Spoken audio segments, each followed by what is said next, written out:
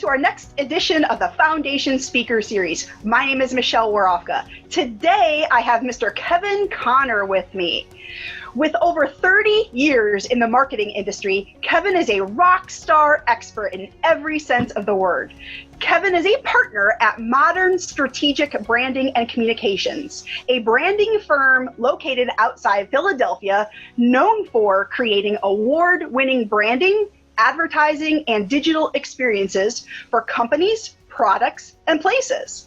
Their work is top-notch, and I can say that from personal experience, as Modern helps our foundation out with a number of our marketing needs over the years. So welcome, Kevin. Thanks so much for joining me today.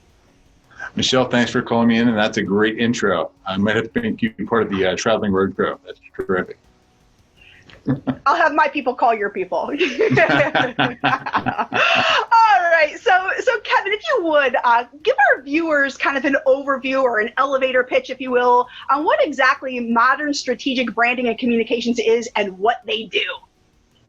Sure. Again, thanks. It's a large name with a lot of syllables. Essentially what we are corporate storytellers. We help people express who they are, what they do, and why they do it. It could be a range of products, and could be online, could be offline, could be apparel, shirts, it could be promotional products. Anything that helps express the brand to the consumer is what we do. Wonderful. And now, if you wouldn't mind, were you going to say something? I'm sorry.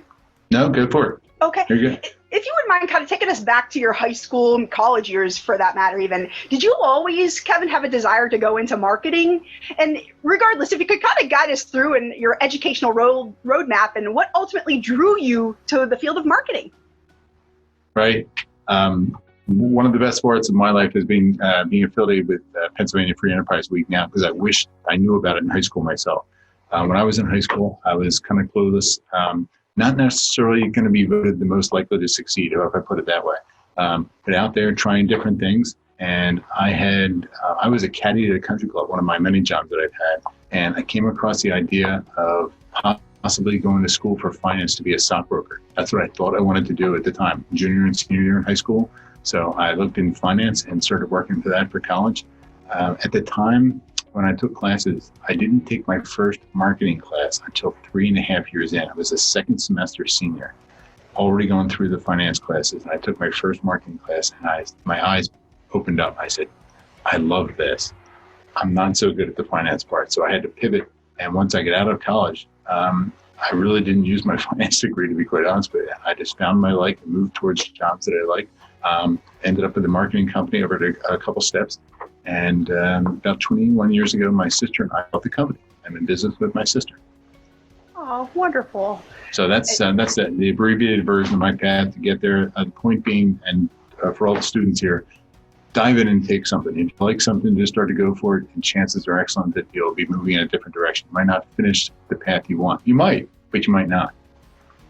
That's important. Thank you. Yes. Now, with over 30 years of experience in the marketing field now, I imagine you've kind of seen it all, Kevin, right? I'm sure you've experienced it all. So if you could tell us, how has the industry evolved over the years, and where do you see it going in the future?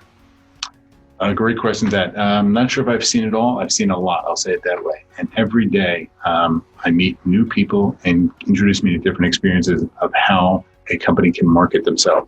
And that's part of the fun part. Certainly when I got started, the online was not there. It was a lot of very simple offline activities, mostly print, direct mail, which are still channels used today. Although the addition of having online, and even now moving into AI, virtual reality products, is an option for a lot of people and what they're getting used to. Where it's going to be going forward, I think at its heart, Michelle, it's, I'm going to say this, every business has communication at its heart. It's getting information from one person to another, whether you're in finance, science and technology. It could be a TV show, it could be a cable show, it could be, look at the online success of online gaming. Think about how that is. You're promoting experiences and helping people try something different way, and the consumers are consuming it in a different way. Right. Wow. But at its heart, it's got communication. Being able to express a company and a brand is going to be important. People are used to brands, and a lot of students in PFAW think about what they come across. You know, if we're in Pennsylvania, you've probably got Sheets on one side and Wawa on the other, right? You got soda or you got pop. People are used to, we're all part of rats in the maze, really. We're all expressing and consuming brands as we go along.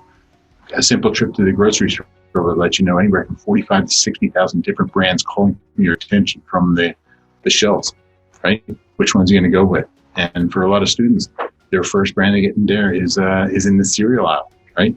Could be Tony the Tiger, could be the Toucan, could be, think of all those eyes jumping off at you from the shelves, right? Wanting your attention, because if they get you when they're 3 years old, they might have you for a customer.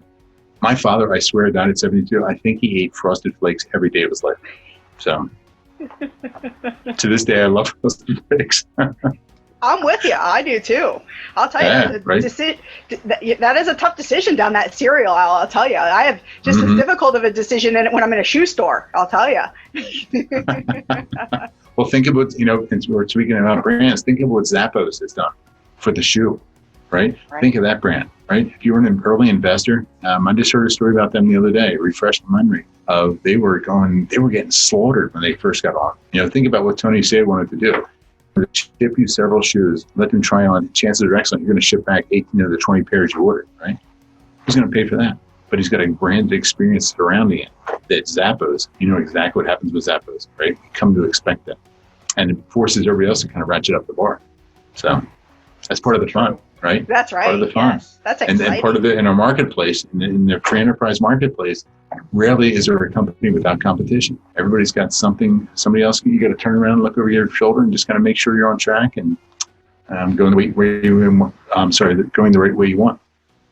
For sure, absolutely. Now, Kevin, how about some tips or advice might you have for someone who's new to the marketing industry or someone who might be looking to go into the industry that will make them stand out? Ooh, that's a big one, sure. One of the things that I see a lot now, Michelle, and I think that I was doing it early on, not by design. I was never afraid to express curiosity because I didn't know a lot. You have to ask a lot of questions, and not asking questions where you're in a pestering way, but getting around people that are a lot smarter than you. I always look at, if I'm the smartest person in the room, I'm probably in the wrong room, right? Getting around other people so you can ask them and you can learn from them.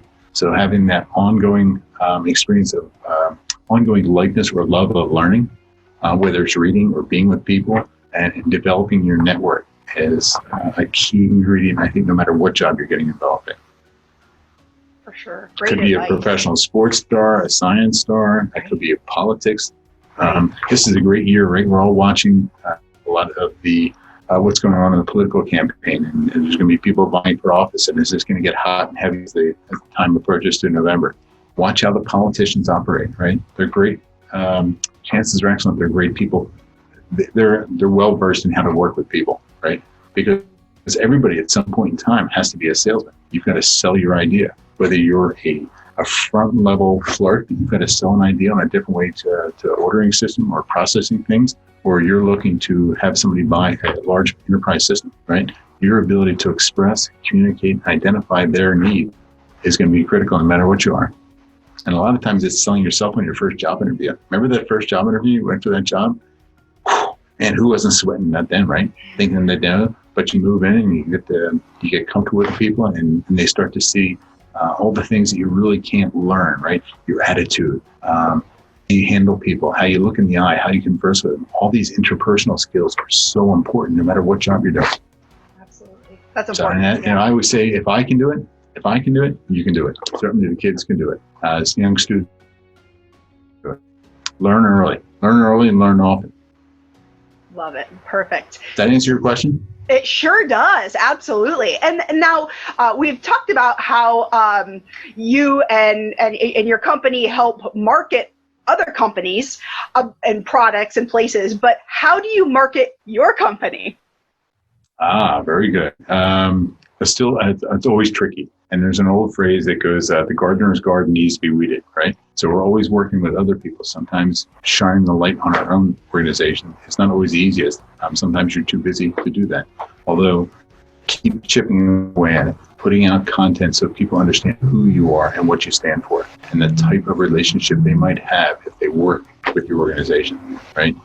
For me, And we get a lot of repeat business. We've had a lot of customers and clients through the years, and a lot of them started with a conversation. I can't tell you the number of times that I've met somebody at a trade show. I've met people in a bathroom, which sounds really odd and freaky and creepy, but sometimes you just meet people and you start a conversation and you end up talking for years and you work with these people. Because at the end of the day, companies are made up of people.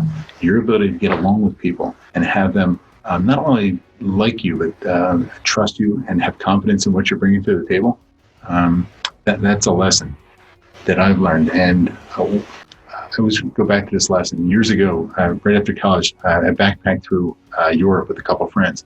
And we were in Ireland one time. A friend of ours had cousins there. So they took us to a party. Now here we are, 22-year-olds, right?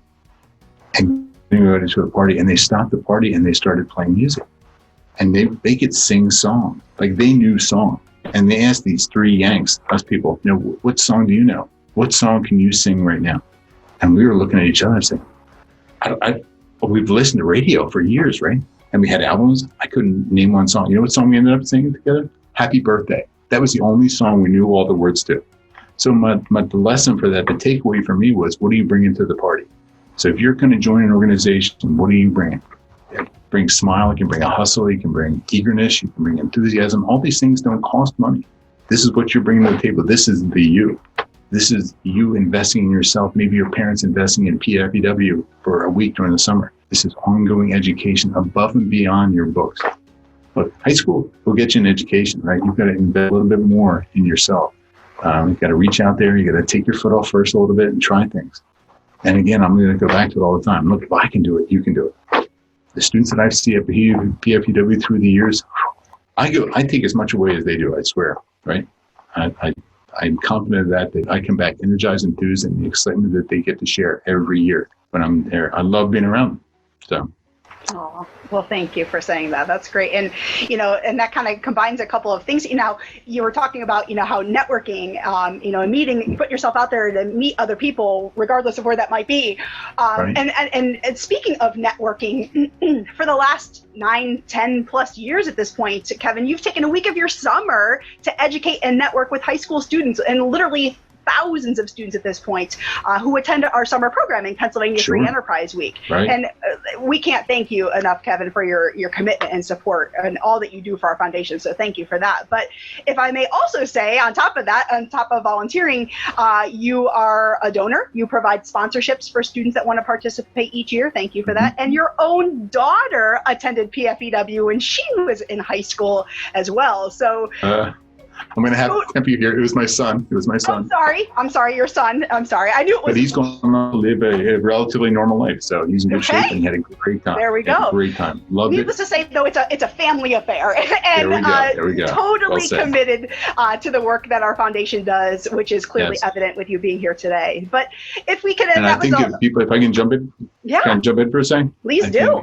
Again, networking can sometimes be the short trip, and not a lot of people want to do it. Although high school students, whether they realize it or not, they already have a network, right? They've started. They all have, most of them have cell phones, and they know how to get other people to maybe go out this weekend for them or do something they want to do versus somebody else's plan. So they've already got a network in the works. It's a matter of honing it and ironing it and polishing it to make sure that what you're going to do, make sure you're going to do something for them. Be a giver first. You'd be surprised how much it comes back to you. And one of the great ways, if you can't already do something, I know it's challenging right now with jobs, but if you can donate your time for somebody, you'd be surprised. A nonprofit experience people love to have you around, because guess what? Nonprofits have people, not unlike myself, people in the working world donating their time as well. So it's a great way to get yourself on stage and get yourself seen as to what kind of person you are, what you can bring to the table, right? Just be an avid learner and ask a lot of questions.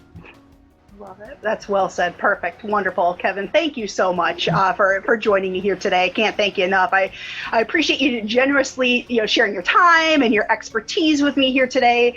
It's highly valuable and insightful information that I know will help to shape bright futures. So thanks for being here. Well, that's very generous, and glad for my affiliation, and look forward to next time getting together when we can. So likewise. Thanks for inviting me. Thank you. And if you have any follow-up questions for Kevin, or if you'd like to connect with him directly, his contact information will follow at the conclusion. Yes, he's welcome to it. So thanks again for watching, everyone. Super. Thanks, Michelle. Good luck, everybody.